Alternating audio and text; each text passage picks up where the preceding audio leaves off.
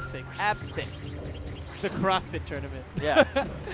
Grand finals. Let's get things underway. Rich, despite losing to Leisure on winner's side, ends up getting the run back on losers. Yep. Losers finals. Finds himself sitting next to bluezaft, who's sitting very comfortably on the winner's side of grand finals. Now, folks, what that means is that if someone comes in, Rich right now has to win 3 games against bluezaft to put him into loser's bracket, from which he has to take another 3 games from bluezaft to eliminate him from the tournament and be crowned your champion. So Rich has a bit of an uphill battle here, especially when he can get into those situations like that. Oh man, and a very lackluster punish indeed. I wasn't sure what he was going for. That was either the fastest match I've ever seen in my entire life, or...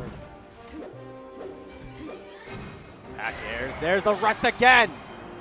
Man, this is looking so rough for Rich. Who's busting out the Sheik. We've seen the Peach and we've seen the Samus, but I honestly have not seen the Sheik, and I don't know how about this matchup. Some people back in the day thought that the needles would pop the balloon, but at the same time, I feel like as Puff has kind of developed more and more, I see that Sheiks can really struggle, in particular because it can be kind of tough to KO off the top. Sheik as a character has some great horizontal options, like we saw there, the bear doing the trick there, as well as the fair. But when it comes to vertical options, she has the up air, which is good, especially if you can sweet spot it, and the up smash as well. But both of those are much harder to land than, say, like a Fox up smash or something. Absolutely. Because of how they work. Yeah. I mean, definitely, there's one of the prominent ways that you will Sheiks play this matchup is look for a down throw into up smash into, oh my god, you just got rested, dude. But think about the option coverage that we saw from bluezaft. By grabbing the ledge there wasn't really much Rich could do. He was like, okay, now I need to land onto the stage. Yep. And that's what optimal option coverage is, right? You force them into a position that they don't want to take, and then you have a punishment ready to go when they are forced to take it, right? So it's one of those things where you force people to hang themselves and then put them in really bad situations. Ooh. A little over next to us. Ends up charging some of those needles. Let's see what the punish is going to be. Drops down into that down smash. Nair. I don't know what he was setting up for there. Maybe he was looking for grab. Fares to set him up.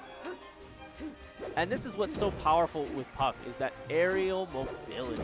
You have the ability to maneuver so quickly and easily around the stage and avoid situations that, maybe somebody who was a bit grounded, would have had a bit of a tougher time getting his own. Walling out with those multiple disjointed back airs, but we're seeing Rich saying, nah, bruh, I got a fair for you. I think that came because of the angle that the fair comes in. But rest off of that grab. Yikes. Yikes. No, the angle of the fair, right? So Bear's basically like this, whereas fair comes up and down, right? Yep. So he avoids this and ends up clipping from the top here. So there's also cool. something you need to keep in mind when it comes to fairs versus bears as Sheik, which is what kind of hit you want. So if you want someone to get shoved downward at a weird angle, you're going to generally go for fair. Now, if you want something with a stronger hit, more knockback, more consistent, potentially take them off the top or take them off the sides, back air's a lot more of your cup of tea. I don't know about that, man. Fair, I think, is a lot stronger than Bear, dude. In a lot of situations, it is. But it depends on what you want. It really does. Because Bear has the super long, disjointed hitbox that comes out, and it's really good lengthwise. And when you use something like that, you avoid something like Fair's from Puffs, right? I see what you're saying. So what you're saying is basically that the Bear trades off a little bit of power for that extended reach, and that can be really useful for getting some of those KOs. Absolutely. Gotcha. That makes sense. Trade for consistency. It's that consistency that sometimes can make things happen. See, here's the trouble. Fair, really great option, but it's not as decisive as a knee, right? The fact that it sends you at such an awkward angle doesn't really matter too much for Puff because her recovery is so aerial good. Mobility is really good. Yeah. Fair finally ends up taking a stock. Rich, 104%. bluezaft finding a little bit of trouble taking this. There it is, crouching right underneath the needles. As soon as they whiffed, he had the F smash ready to go. Oh, okay. And this is where I think it's the same situation that we saw previously, though. It was down throw into rest. But this time, having knowledge of that last time, says, I don't want that to happen again. Yeah, Let me DI a bit harder out.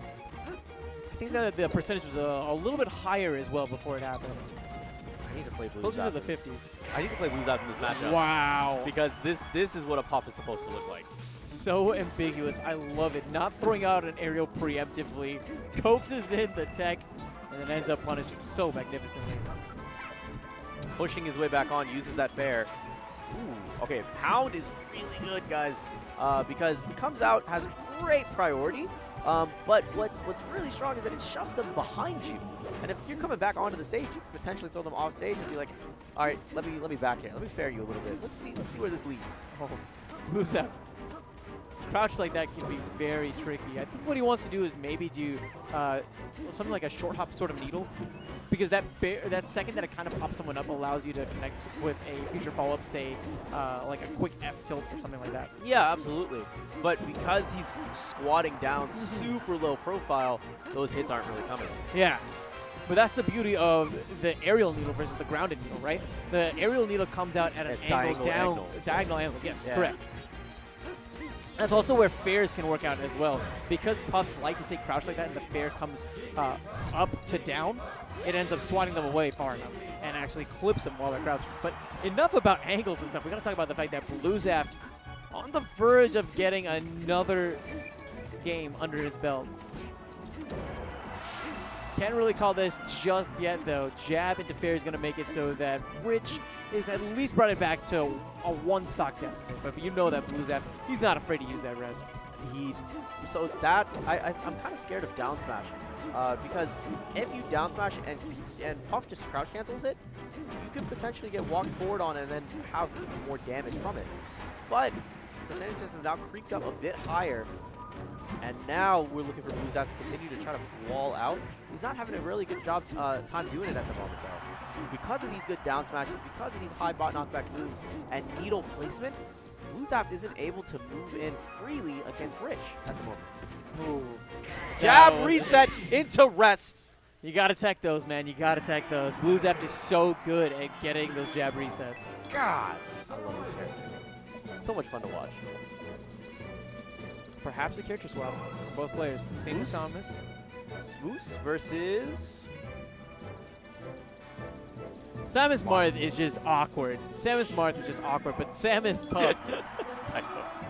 Okay, Puff. Okay, we're in Florida now. Cool. I think. Okay. Shout out to ESAM. Shout out to the rest of the Florida guys. Floridians. It's H-backs versus Plup, the classics. Plup pulling out the now secondary Samus. I'm a bit of an H-box fan. I'm not gonna lie. Yeah, he's a chill dude. He's a chill dude. Oof, back throw. Holds that ledge. Typo with the worst jokes. Yo, what if you had went for the rest there, man? That would have been hilarious. Oh, I would have loved it. I would have absolutely loved it. That dash attack, though? That fair, though? I like it. I like it. Okay, so here's what's cool, though, right? Is Samus is like, hey, I can do all these recovery things. And then Puff's like, bruh, I got like a bunch of these things called jumps. Let me come out here and I'm going to try to see if I can interact with you. And just doing that, honestly, can sometimes throw off Samus players quite a bit.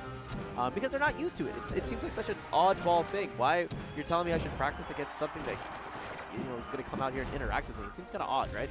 So sometimes it throws them off guard. But when you have options like raw duff, you can end stocks pretty quickly as Samus too. Wall of pain sends him off to the side. Oh. Ooh. Maybe he was trying to power shield that, but he had his timing just a tad too slow and ends up eating that for all it's worth. Ooh, okay, so forward tilt happened. He crouched low profile, and then he went in raw forward smash. That was a good choice. It'd be so tough.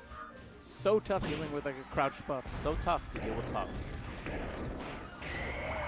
We just took that. We just took that. We just took that with that raw rest.